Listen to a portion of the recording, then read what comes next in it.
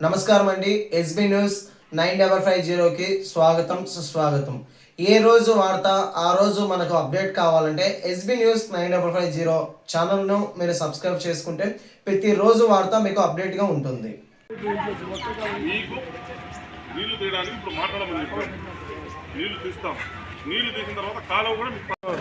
అదే చెప్తామని బండి పంపించి తీపి అని చెప్పి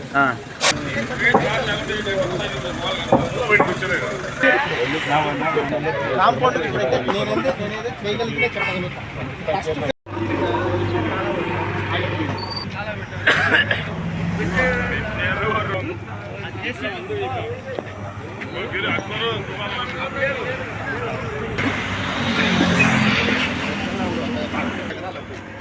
కాంపౌండ్ కింద పడేవో ఇవాళ